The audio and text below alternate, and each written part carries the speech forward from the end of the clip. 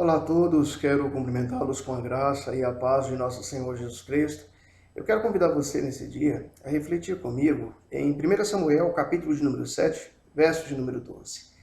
O texto sagrado diz assim: Tomou então Samuel uma pedra e a pôs entre Mispa e Sem. Ele chamou Ebenezer e disse: Até aqui nos ajudou o Senhor. Estaremos refletindo nesse dia a respeito do tema Memorial do Socorro Divino. Nós podemos observar que esse texto mostra-nos um fato interessante. Nesse momento, o Samuel, profeta e sacerdote, ele está tomando uma atitude interessante.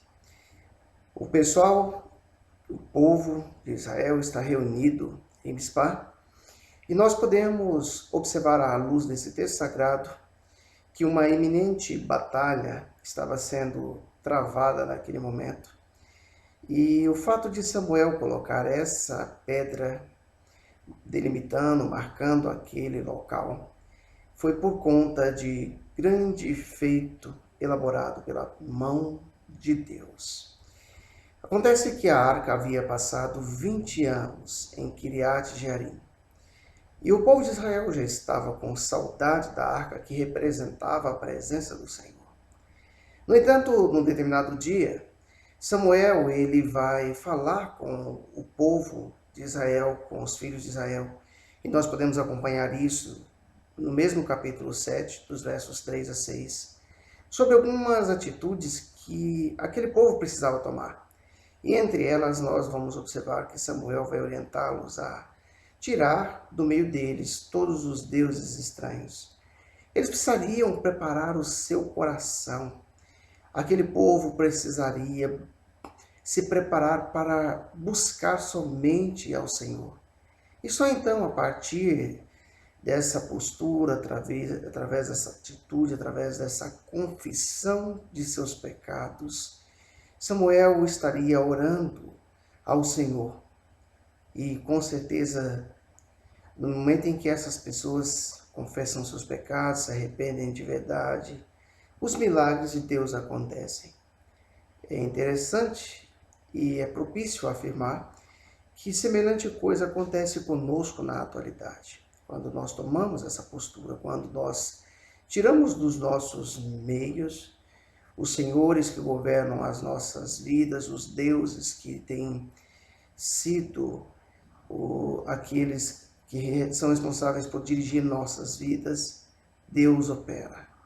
E nós podemos então observar nesse relato o seguinte: falou Samuel a toda a casa de Israel, dizendo: sede todo o vosso coração que voltais ao Senhor, tirai dentre vós os deuses estranhos e os astarotes, e preparai o coração ao Senhor, e servi só a Ele, e Ele vos livrará das mãos dos filisteus.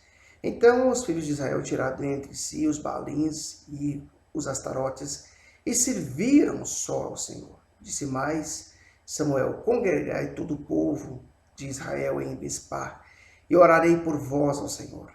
Congregaram em Mispa, tiraram a água e derramaram perante o Senhor, jejuaram aquele dia e disseram: pecamos contra o Senhor. E Samuel julgou os filhos de Israel em Mispa.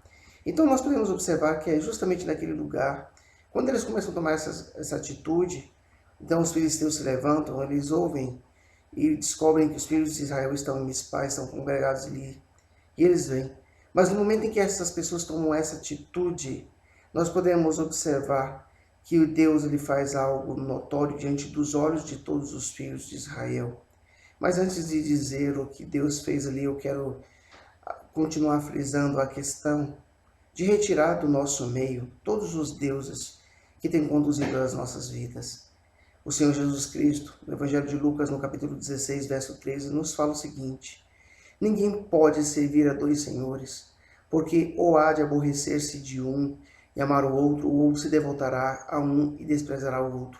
Não podeis servir a Deus e às riquezas. Esse tem sido um Deus terrível no nosso tempo. Um Deus que tem governado a vida de muita gente, a riqueza, o dinheiro.